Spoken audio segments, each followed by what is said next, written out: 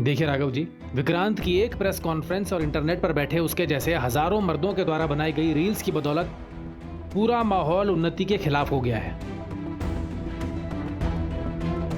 मैं सच कहूं तो आज की तारीख में मुझे ये केस हमारे हाथ से निकलता हुआ दिख रहा है। अब कहना क्या चाहते हैं वकील साहब?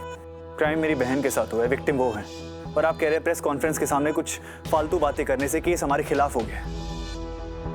ये कैसा न्याय है जहां भारतीय न्याय संहिता से ज्यादा सोशल मीडिया पावरफुल हो गया है?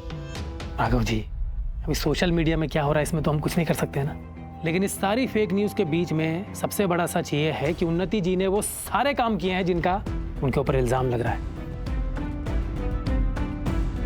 उनके पास में वो सब कुछ है और हम इसे नकार भी नहीं सकते हैं, क्योंकि उनके पास हैं आई विटनेसेस, पुरानी मीडिया रिपोर्ट्स और बहुत सारे डॉक्यूमेंट्स जो विक्रांत के हर दावे को सही साबित कर रहे हैं।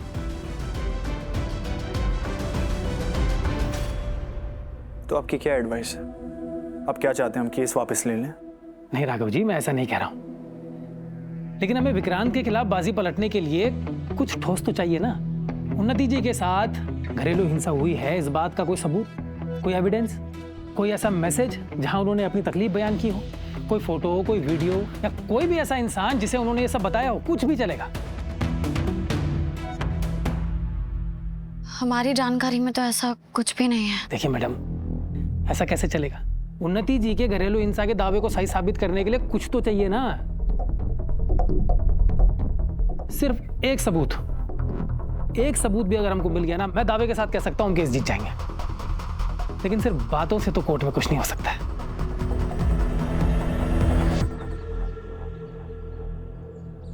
मुझे अपनी कंपनी की इमेज या अपने नुकसान की कोई फिक्र नहीं है, लेकिन मैं अपनी बहन की तकलीफ का मजाक उड़ाते हुए नहीं लिख सकता। तुम्हें पता है लोग स्क्रीन के पीछे बैठ के उन्हीं के लिए जजमेंट दे रहे हैं।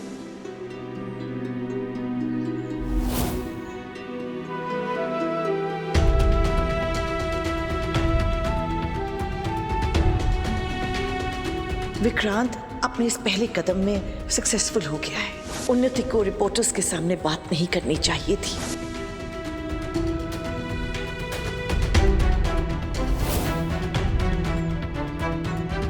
तुम यही चाहती हो ना कि विक्रांत जीत जाए? विक्रांत भी यही चाहता था कि तुम मर जाओ और तुम वही करने जा रही हो। अरे ये वही लड़की है ना जिसने अपने पति पर केस किया है? हाँ, इसके झूठे केस वाले रील तो हर जगह घूम रहे हैं। हाँ, वही लड़की है। वो रील बिल्कुल सही दिखा रही है। पति तो अभी तक जिंदा है, तलाक तो हुआ नहीं है। देखो कैसे सिंदूर और मंगलसूत्र उतार के रखा है। सच्ची बड़ी बेशर्म है ये बहन जी। शर्म नाम की कोई चीज ही नहीं है इसमें। जब मन चाह शादी कर ली, जब मन चाह तोड़ दी। काश इनके माँ बाप ने इन्हें कुछ सिखाया होता पत्नी धर्म क्या होता है। अरे इसमें इसकी क्या गलती है? इसके अमीर भाई ने इसे सर पे जो चढ़ा के रखा है, बचपन में 2 थप्पड़ लगा दिए होते तो आज ये लोगों के सर पे तमाशे ना करती होती। अरे पूरा खानदान ही बिगड़ा हुआ है। अरे देखना कितनी बेशर्म है। हमारी बातें सुन के उसको शर्म भी नहीं आ रही और हमें देखे जा रही है।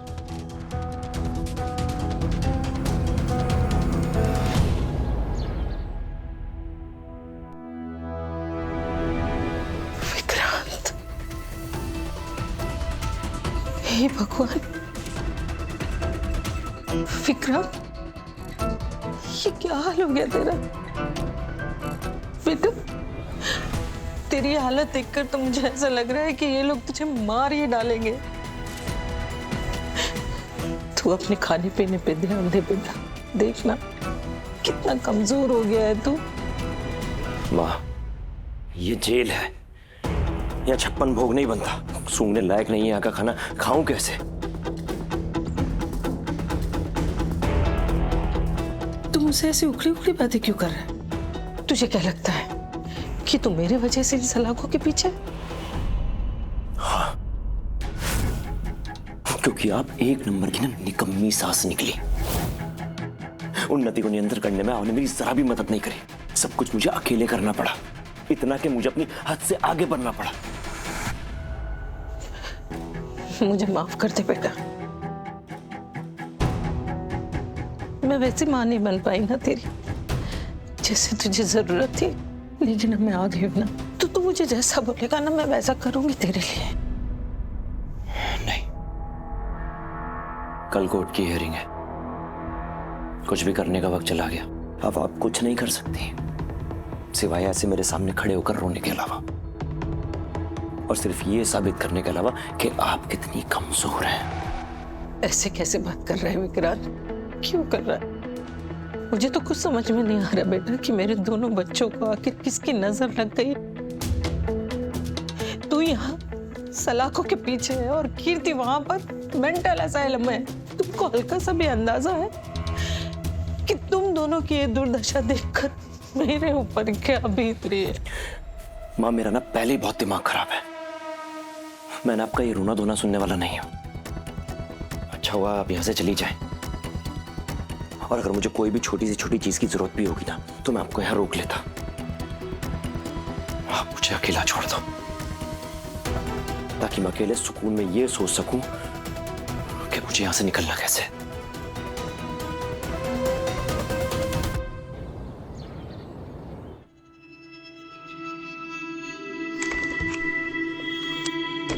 मैम संभल के रहिएगा, बहुत खतरनाक है, और आपको कोई जरूरत पड़े तो मुझे आवाज दे दीजिएगा। मैं मैनेज कर लूंगी। Thank you.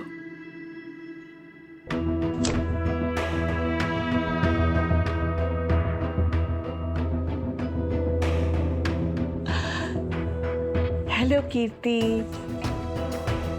कैसी हो? मुझे लगा इस वक्त ना सबका ध्यान विक्रांत पर है। यही सही मौका है तुमसे आकर मिलने का। जो कुछ हुआ उसके बारे में विस्तार से बात कर सकते हैं, है ना?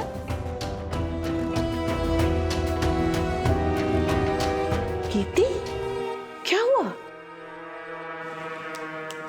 कमाल है, ऐसा लग रहा है कि चेला चीनी हो गया और गुरु गुड़ ही रह गया। कमाल है। मैंने भी शालिनी बत्रा ऑफ लंदन का किरदार बड़ी सच्चाई से निभाया है, लेकिन तुम्हारा ये अवतार देखकर तो मैं अपने आप को 0 नंबर भी ना दूं। यहां सिर्फ मैं और तुम हैं, लेकिन तुम फिर भी अपने पागलपन का किरदार पूरी शिद्दत से निभाई जा रही हो। क्या बात है, मैं तो फैन हो गई तुम्हारी। अच्छा ठीक है, मजाक एक तरफ। अच्छा एक बात बता, यहाँ लोग तुम्हारे साथ ठीक से सलूक कर रहे हैं ना, या मैं किसी से बात करूं? बोलो ना बेटा,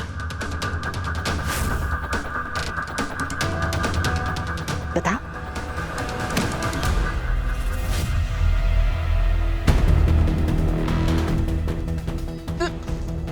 क्या कर रही हो? अरे पागल हो क्या? अरे कीर्ति, तुम भूल गई क्या? अरे मैं तुम्हारे साथ हूँ। देखो, राघव को तुम्हारे करीब आने में मैंने मदद की थी, और रीत को रास्ते से हटाने में भी मैंने तुम्हारी मदद की थी। अब मैं क्या करूँ अगर वो फुल प्रूफ